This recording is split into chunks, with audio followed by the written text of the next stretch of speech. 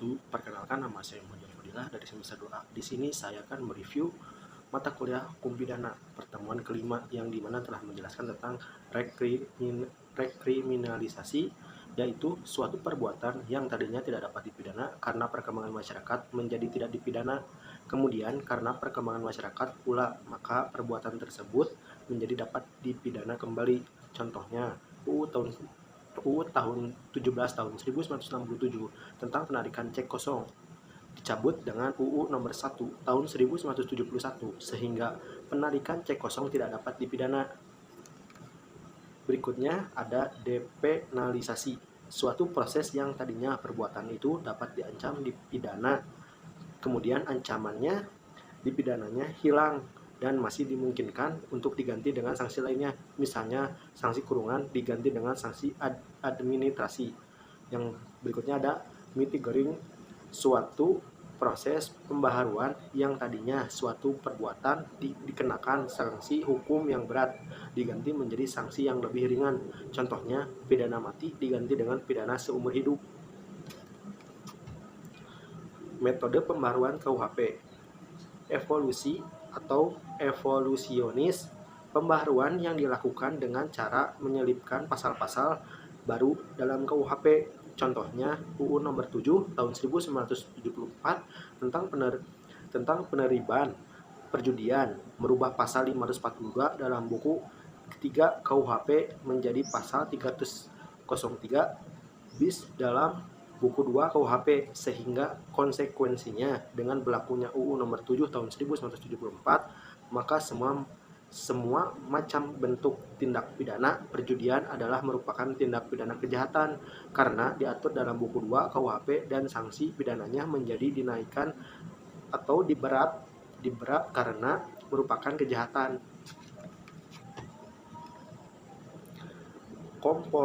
Kompromis atau pembaharuan yang dilakukan dengan cara menambah atau menyelipkan bab baru KUHP. Jadi apabila ada aturan baru, cukup dengan cara menambah atau menyelipkannya saja.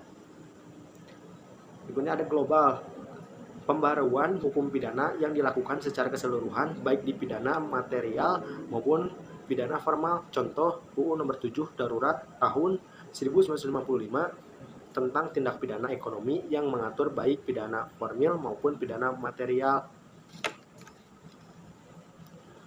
Berikutnya saya akan menjelaskan tentang periodisasi pembaharuan KUHP secara kronologis. Perubahan, penambahan, dan pembaharuan undang-undang hukum pidana telah dilakukan terhadap beberapa peraturan atau UU diantaranya. Yang pertama ada UU nomor 1 tahun 1946 tentang peraturan hukuman tutupan. Tujuan dari ajaran sebab akibat untuk menentukan hubungan antara sebab akibat, yang berarti menentukan ada atau tidak adanya tindak pidana. Untuk menentukan pertanggungjawaban seseorang atas suatu akibat tertentu yang berupa suatu tindak pidana. Ajaran kausalitas merupakan unsur objektif dari tindak pidana karena terdapat di luar diri pelaku, yaitu yang berupa perbuatan. Dalam rumasan delik ditentukan adanya unsur akibat dari suatu perbuatan, maka untuk menentukan unsur perbuatan yang menimbulkan akibat itu dipergunakan ajaran sebab dan akibat. Berikutnya saya akan menjelaskan tentang teori-teori ajaran sebab akibat atau kausalitas. Teori conditio sine qua non berasal dari von Bury, Jerman. Tiap syarat adalah sebab dan semua syarat mempunyai nilai sama, karena apabila satu syarat tidak ada, maka akibatnya akan lain. Baik syarat positif maupun syarat negatif sama-sama sebagai penyebab timbulnya akibat, sehingga jika salah satu syarat tidak terpenuhi, maka akibat konkretnya lain pula. Kebaikan teori ini adalah mudah diterapkan tetapi menimbulkan masalah karena terlalu luas lingkup berlakunya pertanggungjawaban pidana.